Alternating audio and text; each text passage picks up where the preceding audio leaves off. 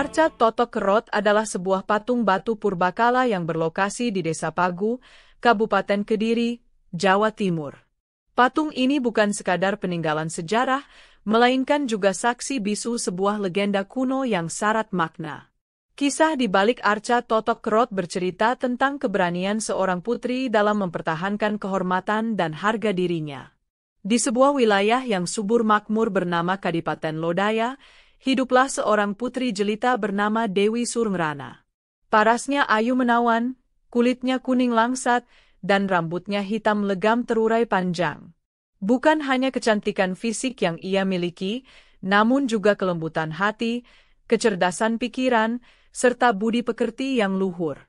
Ia adalah kembang Kadipaten Lodaya, putri kesayangan Adipati Lodaya yang bijaksana dan arif. Kehidupan di Kadipaten Lodaya berjalan tenteram dan damai.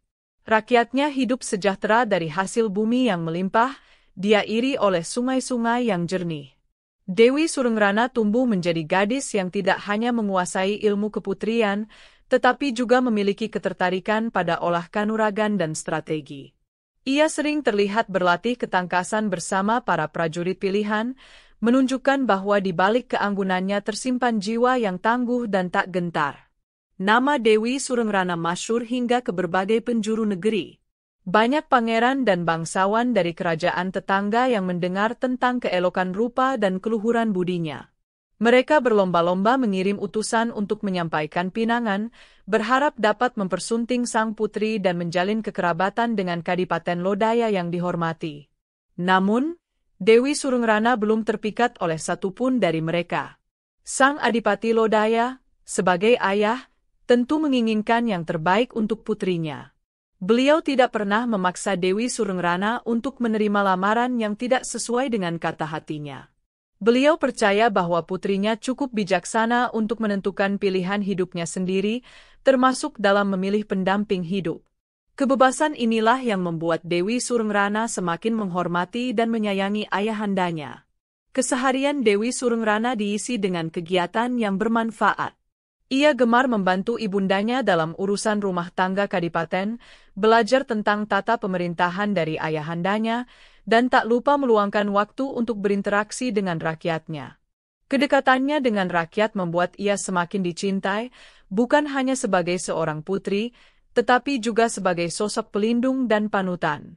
Kabar tentang kecantikan dan keutamaan Dewi Surengrana akhirnya sampai ke telinga Prabu Jayakatwang, penguasa kerajaan Gelang-Gelang yang saat itu baru saja berhasil menaklukkan kerajaan Singhasari dan membunuh rajanya, Kertanegara. Prabu Jayakatwang dikenal sebagai raja yang gagah perkasa, namun juga memiliki ambisi besar untuk memperluas kekuasaan dan pengaruhnya. Mendengar tentang Dewi Surengrana, timbul keinginan di hatinya untuk mempersunting sang putri. Prabu Jayakatwang membayangkan, dengan menikahi Dewi Surengrana, ia tidak hanya akan mendapatkan permaisuri yang cantik jelita, tetapi juga dapat memperkuat aliansi politiknya dengan Kadipaten Lodaya. Ia pun segera memerintahkan para punggawanya untuk mempersiapkan utusan guna menyampaikan pinangan resmi kepada Adipati Lodaya. Rombongan utusan kerajaan Gelang-Gelang berangkat dengan membawa berbagai hadiah mewah sebagai tanda keseriusan sang Prabu. Sesampainya di Kadipaten Lodaya, utusan Prabu Jayakatwang diterima dengan segala adat kebesaran. Mereka menyampaikan maksud kedatangan mereka, yaitu untuk meminang Dewi Surengrana atas nama Prabu Jayakatwang. Adipati Lodaya mendengarkan dengan saksama, menyadari bahwa pinangan ini datang dari seorang raja yang kuat dan baru saja meraih kemenangan besar. Ini bukanlah pinangan yang bisa dianggap remeh. Dewi Surengrana, yang turut hadir dalam pertemuan itu, merasakan getaran yang berbeda. Ia tahu siapa Prabu Jayakatwang, seorang raja yang dikenal memiliki watak keras dan ambisius. Hatinya merasa tidak ada kecocokan, namun ia juga memahami posisi ayahandanya dan Kadipaten Lodaya yang mungkin akan sulit jika menolak pinangan tersebut secara mentah-mentah. Ia memohon waktu untuk berpikir. Berita tentang lamaran Prabu Jayakatwang segera menyebar di kalangan istana Lodaya. Ada yang merasa ini adalah kesempatan baik untuk menjalin hubungan dengan kerajaan besar, Namun tak sedikit pula yang khawatir akan nasib sang putri jika harus menikah dengan raja yang dikenal berwatak keras.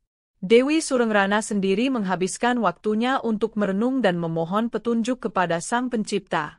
Setelah melalui perenungan yang mendalam, Dewi Surengrana membulatkan tekadnya. Ia merasa tidak sanggup untuk menjadi istri Prabu Jayakatwang. Ia tidak ingin menjalani kehidupan pernikahan tanpa landasan cinta dan kesepahaman. Namun, ia juga sadar bahwa penolakan secara langsung dapat memicu kemarahan Prabu Jayakatwang dan membahayakan Kadipaten Lodaya. Dengan kecerdasannya, Dewi Surengrana kemudian menghadap ayahandanya dan menyampaikan sebuah siasat. Ia akan menerima pinangan tersebut, namun dengan satu syarat yang ia yakini sangat sulit untuk dipenuhi oleh Prabu Jayakatwang. Syarat tersebut adalah agar Prabu Jayakatwang membuatkannya sebuah arca atau patung dirinya yang sangat indah. Namun arca tersebut harus bisa menangis dan berbicara sebagai bukti cinta sang Prabu. Adipati Lodaya sempat terkejut mendengar syarat yang diajukan putrinya. Namun, setelah Dewi Surengrana menjelaskan alasannya, bahwa ini adalah cara untuk menolak secara halus tanpa menyinggung Prabu Jayakatwang secara langsung, sang adipati akhirnya menyetujui. Ia berharap Prabu Jayakatwang akan menyadari ketidakmungkinan syarat tersebut dan membatalkan niatnya. Maka, utusan dari Kadipaten Lodaya pun dikirim kembali ke Kerajaan Gelang-Gelang untuk menyampaikan jawaban Dewi Surengrana. Dengan bahasa yang penuh hormat, mereka menjelaskan bahwa sang putri bersedia dipersunting, asalkan Prabu Jayakatwang mampu memenuhi syarat yang telah ditetapkan, yaitu menciptakan arca Dewi Surengrana yang hidup, mampu menangis dan berbicara. Prabu Jayakatwang, yang telah begitu berhasrat mempersunting Dewi Surengrana, merasa tertantang sekaligus sedikit tersinggung dengan syarat tersebut. Ia menganggap syarat itu sebagai ujian terhadap kesaktian dan kekuasaannya. Meskipun para penasihatnya mencoba mengingatkan bahwa syarat itu hampir mustahil dipenuhi, Prabu Jayakatwang yang keras kepala tetap bertekad untuk mewujudkannya. Prabu Jayakatwang segera mengumpulkan para seniman pahat, ahli ukir, dan orang-orang pintar di seluruh penjuru kerajaannya. Ia memerintahkan mereka untuk membuat arca Dewi Surengrana sesuai dengan syarat yang diajukan. Berbagai upaya dilakukan, puluhan arca berhasil dibuat dengan sangat indah, menyerupai paras Dewi Surengrana, namun tak satu pun dari arca tersebut yang mampu menangis apalagi berbicara. Waktu terus berjalan, dan Prabu Jayakatwang semakin tidak sabar. Kegagalan demi kegagalan membuatnya murka. Ia merasa dipermainkan oleh Dewi Surengrana dan Kadipaten Lodaya. Dalam kegusarannya, salah seorang penasihatnya memberanikan diri untuk menyarankan agar sang Prabu meminta bantuan kepada seorang empu sakti mandraguna yang tinggal di lereng gunung. Empu tersebut dikenal memiliki kemampuan supranatural yang luar biasa. Tanpa berpikir panjang, Prabu Jayakatwang segera memerintahkan untuk menjemput empu sakti tersebut. Setelah sang empu tiba di istana dan mendengar permintaan Prabu Jayakatwang, ia terdiam sejenak. Ia tahu bahwa permintaan ini bukanlah hal yang mudah, bahkan melibatkan kekuatan gaib yang besar. Namun, karena di bawah tekanan dan janji imbalan yang besar dari sang Prabu, empu tersebut akhirnya menyanggupinya. Sang empu kemudian meminta Prabu Jayakatwang untuk menyediakan sebuah batu pilihan dan berbagai sesaji untuk ritual khusus. Ia juga meminta deskripsi detail mengenai sosok Dewi Surengrana. Dengan kesaktiannya, empu tersebut mulai bekerja. Ia bersemedi berhari-hari, memusatkan seluruh tenaga batin dan ilmunya untuk menciptakan arca sesuai permintaan. Asap kemenyan mengepul, mantra-mantra diucapkan, dan kekuatan gaib dikerahkan. Akhirnya, setelah melalui proses yang panjang dan melelahkan, sang empu berhasil menciptakan sebuah arca yang luar biasa. Arca tersebut tidak hanya sangat mirip dengan Dewi Surengrana, tetapi juga memiliki aura magis yang kuat. Namun, untuk membuatnya menangis dan berbicara, sang empu menjelaskan bahwa dibutuhkan pengorbanan atau sebuah jiwa yang rela untuk menyatu dengan arca tersebut, sesuatu yang di luar batas kemampuannya tanpa intervensi ilahi atau kekuatan yang lebih besar. Meskipun arca ciptaan Empu Sakti belum sepenuhnya memenuhi syarat untuk bisa menangis dan berbicara secara alami, Prabu Jayakatwang merasa cukup puas. Ia beranggapan bahwa dengan keindahan dan aura magis arca tersebut, ditambah dengan sedikit tipu muslihat atau kekuatan gaib tambahan, ia bisa meyakinkan Dewi Surengrana. Ia pun memutuskan untuk membawa arca tersebut ke Kadipaten Lodaya dan menagih janji sang putri. Rombongan besar Prabu Jayakatwang, lengkap dengan pasukan pengawal dan arca yang diusung dengan megah, bergerak menuju Kadipaten Lodaya. Kedatangan mereka disambut dengan perasaan campur aduk oleh pihak Lodaya. Adipati Lodaya dan Dewi Surengrana merasa khawatir karena mereka tahu bahwa syarat yang diajukan sebenarnya adalah bentuk penolakan halus. Ketika Prabu Jayakatwang mempersembahkan arca tersebut, Dewi Surengrana mengamatinya dengan saksama. Ia mengakui bahwa arca itu memang sangat indah dan mirip dirinya, namun ia merasakan ada sesuatu yang janggal. Ia tahu bahwa arca itu tidak benar-benar hidup. Dengan kecerdasannya, ia mencoba menguji arca tersebut, namun arca itu tetap diam membisu. Prabu Jayakatwang mencoba membujuk dan bahkan sedikit memaksa. Dewi Surengrana merasa sangat kecewa. Ia melihat bahwa Prabu Jayakatwang tidak tulus mencintainya, melainkan hanya terobsesi untuk memilikinya. Syarat yang ia ajukan sebagai ujian ketulusan justru dihadapi dengan upaya pemaksaan dan mungkin tipu daya. Hatinya semakin mantap untuk menolak, meskipun ia sadar akan risiko besar yang akan dihadapinya dan kadipatennya. Dalam suasana yang tegang, Dewi Surengrana dengan tegas menyatakan bahwa arca tersebut belum memenuhi syarat yang ia ajukan. Ia menolak untuk menikah dengan Prabu Jayakatwang. Keputusan ini membuat Prabu Jayakatwang murka bukan kepalang. Wajahnya memerah padam menahan amarah. Ia merasa harga dirinya sebagai seorang raja besar telah diinjak-injak oleh seorang putri dari kadipaten kecil. Kemarahan Prabu Jayakatwang meledak. Ia menghunus pedangnya dan mengancam akan menghancurkan Kadipaten Lodaya jika Dewi Surengrana tidak menarik kata-katanya dan bersedia menjadi istrinya. Para prajurit gelang-gelang pun bersiaga, siap menyerbu atas perintah raja mereka. Suasana menjadi sangat genting. Adipati Lodaya berusaha menenangkan Prabu Jayakatwang, namun amarah sang Prabu sudah tak terkendali. Melihat ayahandanya diancam dan kadipatennya diambang kehancuran, serta merasa harga dirinya sebagai wanita dilecehkan, Dewi Surengrana tidak tinggal diam. Kemarahan yang selama ini terpendam dalam hatinya kini meluap. Keberanian dan jiwa ksatria yang tersembunyi di balik keanggunannya bangkit. Ia maju menghadapi Prabu Jayakatwang dengan tatapan mata yang tajam, tak gentar sedikit pun. Dengan suara lantang yang bergetar penuh emosi, Dewi Surengrana menolak mentah-mentah ancaman Prabu Jayakatwang. Ia menyatakan lebih baik mati berkalang tanah daripada harus hidup dalam kehinaan sebagai istri seorang raja yang lalim dan tidak menghargai wanita. Ia tidak sudi menjadi permaisuri bagi orang yang hanya menginginkan dirinya karena nafsu dan ambisi kekuasaan.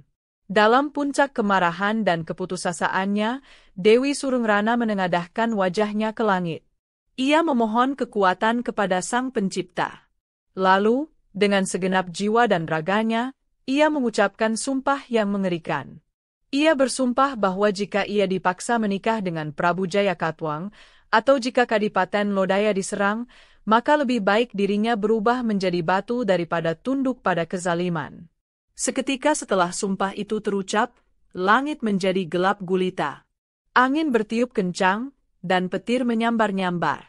Tanah di sekitar tempat Dewi Surengrana berdiri bergetar hebat. Semua yang hadir terkejut dan ketakutan menyaksikan fenomena alam yang luar biasa tersebut. Prabu Jayakatwang dan pasukannya tertegun, tak percaya dengan apa yang mereka saksikan. Keajaiban pun terjadi. Tubuh Dewi Surengrana perlahan-lahan mulai mengeras, berubah menjadi batu. Proses perubahan itu disaksikan dengan ngeri oleh semua yang hadir. Raut wajahnya yang ayu kini berubah menjadi ekspresi kemarahan yang luar biasa, dengan mulut yang seolah sedang mengatupkan gigi dengan geram atau menyeringai marah. Matanya melotot tajam, seolah memancarkan kemurkaan abadi. Ketika perubahan itu sempurna, Dewi Surengrana telah menjelma menjadi sebuah arca batu. Arca tersebut menampilkan sosok wanita dengan wajah yang menunjukkan kemarahan yang amat sangat, gigi yang terkatup rapat atau sedikit terbuka seolah sedang menggertakkan gigi. Dalam bahasa Jawa, ekspresi menggertakkan gigi atau meringis karena marah ini disebut kerot. Sementara itu, posisi tangan atau sikapnya yang siaga dan menantang, atau mungkin juga model rambutnya yang khas seperti patotokan, sanggul atau tatanan rambut tertentu, atau sikap yang kokoh pasti, membuat arca ini disebut totok kerot. Jadi, nama totok kerot berasal dari visual arca tersebut. Totok dapat merujuk pada sikap yang kokoh, pasti, atau patotokan, tatanan rambut, sementara kerot jelas menggambarkan ekspresi wajahnya yang sedang marah besar, menggertakkan gigi, atau meringis menahan amarah yang meluap. Arca ini menjadi simbol perlawanan dan kemarahan seorang putri yang mempertahankan harga dirinya hingga titik darah penghabisan. Melihat kejadian luar biasa itu, Prabu Jayakatwang dan pasukannya diliputi rasa takut yang amat sangat. Mereka menyadari bahwa mereka telah berhadapan dengan kekuatan yang jauh lebih besar dari yang mereka bayangkan. Tanpa menunggu lebih lama, Prabu Jayakatwang memerintahkan pasukannya untuk mundur dan meninggalkan Kadipaten Lodaya. Niatnya untuk mempersunting Dewi Surengrana sirna seketika, berganti dengan rasa ngeri dan penyesalan. Arca Dewi Surengrana yang telah membatu itu kemudian dikenal dengan nama Arca Totok Kerot. Ia menjadi pengingat abadi akan keberanian seorang putri yang memilih menjadi batu daripada tunduk pada paksaan dan kezaliman. Kisahnya menyebar dari mulut ke mulut, menjadi legenda yang dihormati dan dikenang oleh masyarakat. Arca Totok Kerot hingga kini masih dapat dijumpai di Desa Pagu, Kecamatan Pagu, Kabupaten Kediri, Jawa Timur. Keberadaannya menjadi bukti bisu dari sebuah legenda yang kaya akan nilai-nilai. Masyarakat sekitar sangat menghormati arca tersebut dan menjaganya sebagai bagian dari warisan budaya dan sejarah mereka. Banyak cerita tutur yang berkembang di masyarakat mengenai kekuatan magis arca ini. Legenda Arca Totok Kerot bukan hanya sekadar cerita pengantar tidur. Di dalamnya terkandung pesan-pesan moral yang mendalam. Kisah ini mengajarkan tentang pentingnya menjaga harga diri, keberanian untuk menolak ketidakadilan, dan kekuatan tekad dalam mempertahankan prinsip. Dewi Surengrana menjadi simbol perlawanan terhadap kesewenang-wenangan dan pemaksaan kehendak. Kisah ini juga mengingatkan bahwa kecantikan sejati bukan hanya terletak pada paras, tetapi juga pada keluhuran budi pekerti, kecerdasan, dan keteguhan hati. Dewi Surengrana memiliki semuanya, dan ia menggunakan kualitas tersebut untuk melindungi dirinya dan martabatnya. Ia menunjukkan bahwa seorang wanita bukanlah objek yang bisa dimiliki seenaknya, melainkan individu yang berhak menentukan jalan hidupnya sendiri. Selain itu, legenda ini memberikan pelajaran bagi para penguasa atau siapapun yang memiliki kekuasaan. Bahwa kekuasaan tidak boleh digunakan untuk menindas atau memaksakan kehendak kepada pihak yang lebih lemah. Ambisi yang tidak terkendali dan kesombongan pada akhirnya akan membawa kehancuran atau penyesalan, seperti yang dialami oleh Prabu Jayakatwang. Hingga kini, Arca Totok Kerot tetap berdiri kokoh, dengan wajahnya yang kerot, seolah terus menyuarakan kemarahan dan perlawanan Dewi Surengrana. Ia menjadi pengingat bahwa kehormatan dan harga diri adalah sesuatu yang patut diperjuangkan, bahkan jika harus mengorbankan segalanya. Semoga semangat juang Dewi Surengrana terus menginspirasi generasi penerus untuk selalu berani membela kebenaran dan keadilan. Kisah legenda Arca Totok Kerot mengajarkan kita bahwa harga diri dan kehormatan adalah sesuatu yang tak ternilai harganya. Keberanian untuk menolak ketidakadilan dan mempertahankan prinsip, meskipun menghadapi risiko besar, adalah wujud dari kekuatan sejati. Jangan pernah meremehkan kekuatan tekad seseorang yang memperjuangkan martabatnya, karena Sang Pencipta akan memberikan jalan bagi mereka yang teguh dalam kebenaran dan berani melawan kezaliman demi keadilan. Demikianlah kisah ini diceritakan, segala kebenaran detailnya kita kembalikan kepada Allah, Tuhan pemilik kisah kehidupan.